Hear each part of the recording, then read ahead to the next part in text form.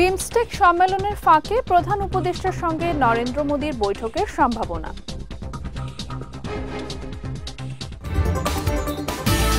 অন্তর্বর্তী সরকার দায়িত্ব নেওয়ার পর জঙ্গিবাদ উত্থানের মতো কিছু ঘটেনি বললেন স্বরাষ্ট্র উপদেষ্টা। এবং বিএনপিকে সংস্কারে পরিপন্থী বলে প্রচারণা চালানো হচ্ছে, অভিযোগ মির্জা ফখরুলের।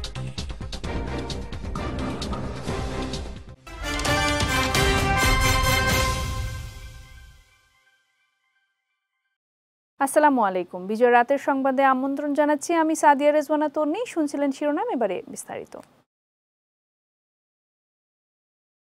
বিমস্টেক সম্মেলনের ফাঁকে প্রধান উপদেষ্টা ডক্টর মোহাম্মদ ইউনূসের সঙ্গে ভারতের প্রধানমন্ত্রী নরেন্দ্র মোদীর বৈঠক হওয়ার সম্ভাবনা রয়েছে বলে জানিয়েছেন প্রধান উপদেষ্টার high representative doctor Khalilur Rahman. আজ রাজধানীর ফরেন সার্ভিস একাডেমিতে এক সংবাদ সম্মেলনে তিনি একথা জানান। বলেন, ভারতের পক্ষ থেকে গতকাল বাংলাদেশ সরকারের কূটনৈতিক পত্রের প্রেক্ষিতে ইতিবাচক সাড়া পাওয়া গেছে। এদিকে দক্ষিণ এশিয়ার শীর্ষ নেতাদের অংশগ্রহণে থাইল্যান্ডে বিমস্টেকের ষষ্ঠ শীর্ষ সম্মেলনে যোগ দিতে আগামীকাল ব্যাংকক যাচ্ছেন প্রধান উপদেষ্টা ডক্টর মোহাম্মদ ইউনূস। এই সফরে তার সফর সঙ্গী হবেন পররাষ্ট্র উপদেষ্টা মোহাম্মদ তৌহিদ হোসেন এবং পররাষ্ট্র সচিব মোহাম্মদ জসিমউদ্দিন। প্রধান উপদেষ্টা চীন সফর করছেন কিংবা ভারতের প্রধানমন্ত্রী নরেন্দ্র মোদীর সাথে তার বৈঠকের সম্ভাবনা আছে। এগুলো কিন্তু জিরো সাম গেম নয় যে এক জায়গাতে গেলে অন্য জায়গাতে আমাদের সম্পর্ক নষ্ট হবে। আমরা সব জায়গাতে গিয়ে আমাদের সুবিধা অনুযায়ী এবং পারস্পরিক সুবিধা অনুযায়ী যতটুকু এগোতে পারি আমরা সেইটার চেষ্টা করব। অন্তর্বর্তী সরকার দায়িত্ব নেওয়ার পর জঙ্গিবাদের উত্থানের ঘটনার মতো কিছুই হয়নি বলে মন্তব্য করেছেন স্বরাষ্ট্র উপদেষ্টা মোহাম্মদ জাহাঙ্গীর আলম চৌধুরী। দুপুরে রাজধানীর কয়েকটি থানা পরিদর্শন শেষে সাংবাদিকদের প্রশ্নের জবাবে তিনি এই মন্তব্য করেন। এ সময় জুলাই অভ্যুত্থানে ছাত্র হত্যা মামলায় নিরীহ মানুষদের আসামি করা হচ্ছে কিনা জানতে চাইলে স্বরাষ্ট্র উপদেষ্টা বলেন, এজাহারে অনেকের নাম এসেছে, তবে এমন অনেকেই রয়েছে যারা হত্যাকাণ্ডের সঙ্গে জড়িত নন। বিষয়টি তদন্ত করা হচ্ছে এবং নির্দোষ কোনো ব্যক্তিকে সাজা দেওয়া হবে না বলেও আশ্বাস দেন তিনি। পরে পুলিশের বিভিন্ন পদে কর্মকর্তাদের সঙ্গে কথা বলে থানাগুলোকে নিজস্ব ভবনে সরিয়ে নেওয়ার বিষয়ে গুরুত্ব দেন মোহাম্মদ জাহাঙ্গীর আলম চৌধুরী। আগে নির্বাচন পরে সংস্কার, এমন কথা বিএনপি কখনো বলেনি বলে মন্তব্য করেছেন দলটির মহাসচিব মির্জা ফখরুল ইসলাম আলমগীর। দুপুরে ঠাকুরগাঁও শহরের তাঁতিপাড়ার নিজ বাসভবনে সাংবাদিকদের সঙ্গে মতবিনিময় সভায় তিনি এই মন্তব্য করেন। মির্জা ফখরুল বলেন, বিএনপি আগে নির্বাচন পরে সংস্কারের কথা বলেনি। এটা যদি কেউ বলে থাকে তাহলে ভুল ব্যাখ্যা দেয়া হচ্ছে, জনগণকে বিভ্রান্ত করা হচ্ছে। এ সময় বিএনপিকে টার্গেট করে অপপ্রচার চালানো হচ্ছে বলেও দাবি করেন বিএনপি মহাসচিব। বিএনপি আগে নির্বাচন চায়, তারপরে সংস্কার চায়, অথবা সংস্কার চায় না, নির্বাচন চায়, হুইচ ইজ এ ব্ল্যাটান্ট লাই। আমি আপনাদের সামনে খুব পরিষ্কার করে বলছি, এটা একটা ভ্রান্ত ধারণা সৃষ্টি করা হচ্ছে জনগণের মধ্যে। আমরা বারবার করে এই কথাটাই বলছি যে আমরাই তো সংস্কারের প্রবক্তা, আমরাই সংস্কার চেয়েছি। আমরা আমাদের 31 দফা যেটা দিয়েছি, একটা দেখবেন না গভর্নমেন্টের যে সংস্কার প্রস্তাব আছে তার সঙ্গে কোনো অমিল আছে। হ্যাঁ, কতগুলো বিষয় আছে সংবিধানের সংস্কার ব্যাপারে, সেখানে আমরা সুস্পষ্টভাবে আমাদের মতামত আমরা দিয়েছি। কতগুলো বিষয় আছে যেগুলো মীমাংসিত, সেই বিষয়গুলোতে আমরা হাত দিতে চাই না। এখন বলেন তো দেখি, গণতন্ত্রকে বাদ দিয়ে আপনি বহুত্ববাদ, এটা আমাদের দেশের কয়টা লোক বোঝে? আপনারাই বলেন। বহুত্ববাদ বলতে মাল্টিল্যাটারালিজম, তাই না? তো কয়টা লোক বোঝে? কয়টা লোক আপনার ইলিনয়েস ইউনিভার্সিটি থেকে পিএইচডি করে এসছে? বলেন আমাকে। সংস্কার কারা করছে? রিফর্মগুলো কারা আনছে? What connections they have got with the people? এই দেশের জনগণের সঙ্গে সম্পর্ক কাদের? রাজনৈতিক দলগুলো, তাই না? সেটা আপনি জামাত হোক, বিএনপি হোক, আওয়ামী লীগ হোক, জাতীয় পার্টি হোক, জাকের পার্টি হোক, আপনার ওই সিপিসি হোক, নতুন ছাত্র সংগঠনতে তারাই হোক, তাদের সম্পর্ক জনগণের সঙ্গে। আর যারা এসছেন সংস্কারে, খুব জ্ঞানী মানুষ, পণ্ডিত লোক, বিশাল বিশাল ইউনিভার্সিটি থেকে ডিগ্রি করে এসছেন, তারা দিচ্ছে, তাদেরকে আমরা শ্রদ্ধাও করি, সম্মানও করি। কিন্তু তারা যদি জনগণের বাইরে গিয়ে কিছু করেন, সরি টু সে, আমরা সেটাকে সমর্থন করতে পারবো না। জনগণ যেটা চাইবে আমরা সেটাই সমর্থন করব। শেখ হাসিনার বিরুদ্ধে জুলাই গণহত্যার মামলার খসড়া তদন্ত রিপোর্ট আন্তর্জাতিক অপরাধ ট্রাইব্যুনালের প্রসিকিউশনে জমা দিয়েছে তদন্ত সংস্থা, এমনটাই জানিয়েছেন চিফ প্রসিকিউটর তাজুল ইসলাম। আজ গণমাধ্যমকে এই তথ্য জানান তিনি। বলেন, গণহত্যার নির্দেশদাতা হিসেবে শেখ হাসিনার বিরুদ্ধে বহু প্রমাণ ও উপাত্ত রয়েছে তদন্ত প্রতিবেদনে। সরাসরি ও টেলিফোন সহ নানা মাধ্যমে গুলির নির্দেশ দিয়ে তা আবারও নিশ্চিত করেন শেখ হাসিনা। তিনি হেলিকপ্টার থেকে গুলি করার স্পষ্ট নির্দেশও দিয়েছিলেন।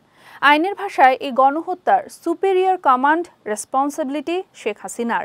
এ সময় শীঘ্রই চূড়ান্ত প্রতিবেদন ট্রাইব্যুনালে জমা দেওয়া হবে বলেও জানান তিনি। এবারে জেলা সংবাদ।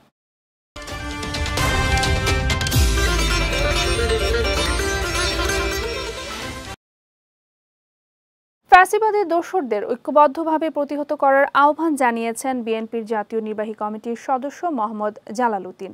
বিকেলে চাঁদপুরের মতলব উত্তর উপজেলায় অগ্নিকাণ্ডে ক্ষতিগ্রস্ত কেন্দ্রীয় ছাত্র দলের যুগ্ম সাধারণ সম্পাদক জোবাইদা ইসলাম জেরিনের বাড়ি পরিদর্শনকালে তিনি আহ্বান জানান। এ সময় অগ্নি সন্ত্রাসের জন্য আওয়ামী লীগকে অভিযুক্ত করে তিনি বলেন, অগ্নি সন্ত্রাসের যতগুলো ঘটনা ঘটেছে তার সঙ্গে আওয়ামী লীগের নেতাকর্মীরাই জড়িত।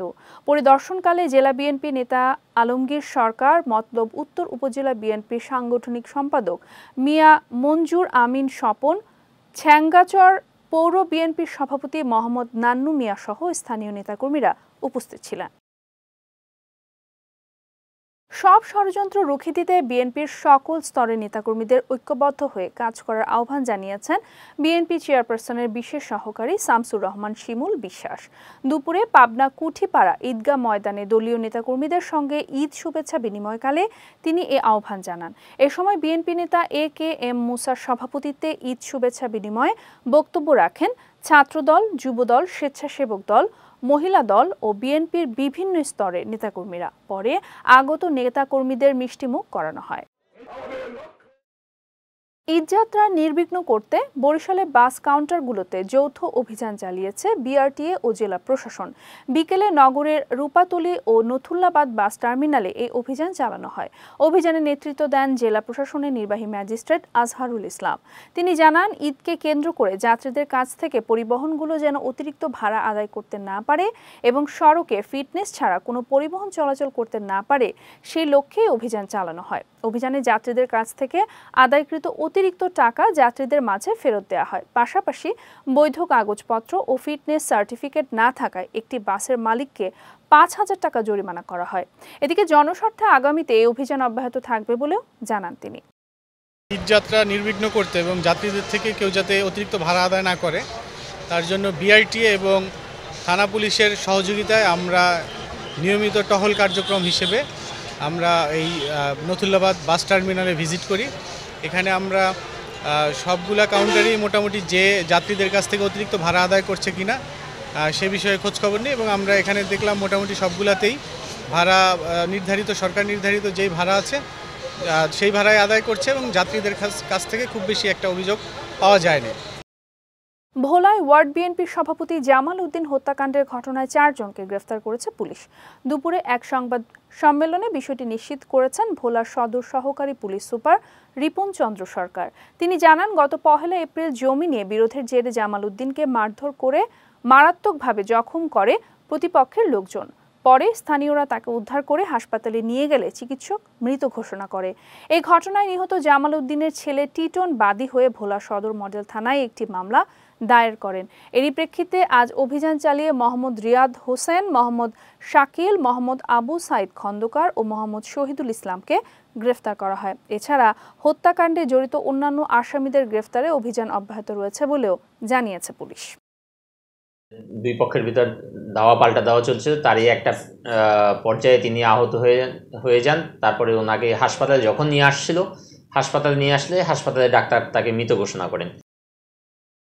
হবিগঞ্জের লাখাইয়ে পূর্ব বিরোধ ও আধিপত্য বিস্তারকে কেন্দ্র করে দুটি পৃথক সংঘর্ষে অন্তত শতাধিক মানুষ আহত হয়েছে। বিষয়টি নিশ্চিত করে লাখাই থানার ভারপ্রাপ্ত কর্মকর্তা বন্দে আলী মিয়া জানান, উপজেলার জিরুন্ডা গ্রামের মোস্তফা মিয়ার সঙ্গে একই গ্রামের রুকন মিয়ার বিভিন্ন বিষয় নিয়ে দীর্ঘদিন ধরে বিরোধ চলছিল। এরই জেরে সকালে দুই পক্ষের লোকজন দেশীয় অস্ত্রশস্ত্র নিয়ে সংঘর্ষে জড়িয়ে পড়ে। ঘণ্টাব্যাপী এই সংঘর্ষে অন্তত 50 জন আহত হয়। পরে গুরুতর আহত অবস্থায় 20 জনকে উপজেলার স্বাস্থ্য কমপ্লেক্সে ভর্তি করা হয়েছে। পরে পুলিশ ঘটনাস্থলে পৌঁছে পরিস্থিতি নিয়ন্ত্রণে আনে। অন্যদিকে একই উপজেলার বামুই গ্রামে আধিপত্য বিস্তারকে কেন্দ্র করে সংঘর্ষে অন্তত 35 জন আহত হয়েছে। সংঘর্ষে গুরুতর আহত 15 জনকে হবিগঞ্জ সদর হাসপাতালে ভর্তি করা হয়েছে। এদিকে ফের সংঘর্ষ এড়াতে ঘটনাস্থলে অতিরিক্ত পুলিশ মোতায়েন করা হয়েছে বলেও জানিয়েছে পুলিশের এই কর্মকর্তা। ব্রাহ্মণবাড়িয়ার আখাউড়ায় চলন্ত ট্রেনের ছাদে টিকটক করার সময় ছাদ থেকে পড়ে আব্দুল কাইয়ুম ও তারেক নামের 2 যুবক নিহত হয়েছে। এই সময় আহত হয়েছে আরও 2 জন।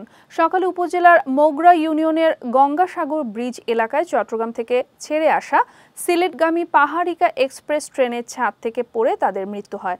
স্থানীয়রা জানায় ট্রেনটি গঙ্গাসাগর ব্রিজ এলাকা অতিক্রম করার সময় ট্রেনের ছাদে ওই 4 যুবক টিকটক করছিল।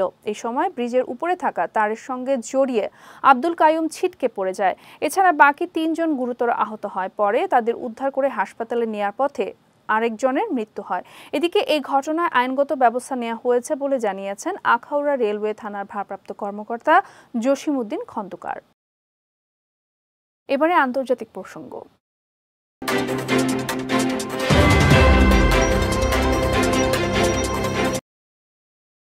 মিয়ানমারে ভয়াবহ ভূমিকম্পে প্রায় 5 দিন পরেও জীবিতদের সন্ধানে তল্লাশি চালাচ্ছেন উদ্ধারকর্মীরা। নিখোঁজদের খুঁজে পেতে চেষ্টা চালাচ্ছে চীন, রাশিয়া, ভারত, বাংলাদেশ সহ বিভিন্ন দেশের উদ্ধারকর্মীরা।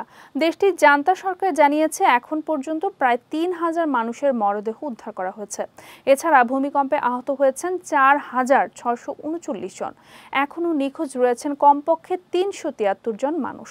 এদিকে মার্কিন ভূতাত্ত্বিক জরিপ সংস্থা USGS শঙ্কা প্রকাশ করে জানিয়েছে ভয়াবহ এই ভূমিকম্পে মিয়ানমারের প্রাণহানি 10,000 ছাড়িয়ে যেতে পারে। এর আগে গত 28 মার্চ স্থানীয় সময় দুপুরে মিয়ানমারের 7.7 মাত্রার ভয়াবহ এই ভূমিকম্প আঘাত হানে। ইউক্রেনের সঙ্গে যুদ্ধবিরতির মার্কিন প্রস্তাব মানা সম্ভব হচ্ছে না বলে জানিয়েছে রাশিয়া। এক সাক্ষাৎকারে এই কথা জানান দেশটির পররাষ্ট্র প্রতিমন্ত্রী সের্গেই রিয়াবকভ। বলেন, মস্কো মনে করে মার্কিন প্রস্তাবে রাশিয়ার উদ্বেগের বিষয়গুলো রাখা হয়নি। যে কারণে যুদ্ধ শুরু হয়েছিল সেই বিষয়গুলো নেই। তাই এখনই ইউক্রেনে হামলা বন্ধ করবে না ক্রেমলিন। এদিকে যুদ্ধবিরতির প্রস্তাব না মানা হলে মস্কোর তেলের উপর আরও কড়া নিষেধাজ্ঞা জারি করা হবে বলে আগেই হুঁশিয়ারি দিয়েছিলেন মার্কিন প্রেসিডেন্ট ডোনাল্ড ট্রাম্প। তবে ট্রাম্পের হুঁশিয়ারি তোয়াক্কা না করে ইউক্রেনে হামলা অব্যাহত রাখার নির্দেশ দিয়েছেন ভ্লাদিমির পুতিন। যাচ্ছি খেলার সংবাদে।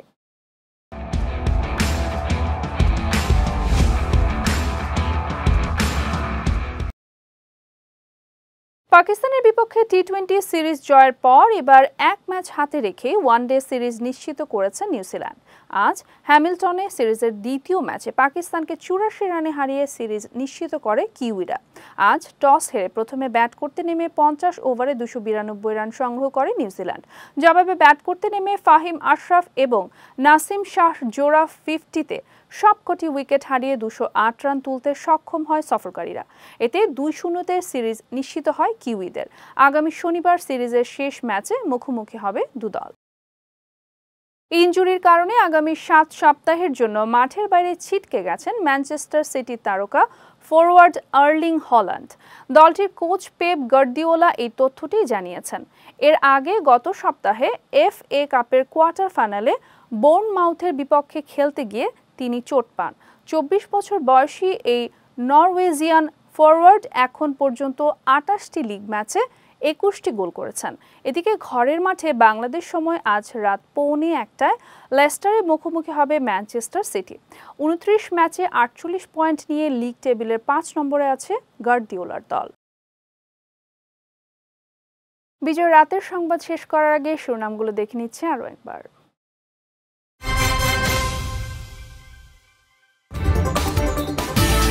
বিমস্টেক সম্মেলনের ফাঁকে প্রধান উপদেষ্টার সঙ্গে নরেন্দ্র মোদীর বৈঠকের সম্ভাবনা।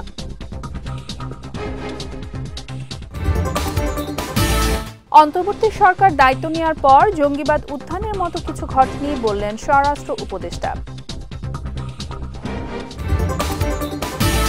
এবং বিএনপিকে সংস্কারের পরিপন্থী বলে প্রচারণা চালানো হচ্ছে, অভিযোগ মির্জা ফখরুলের।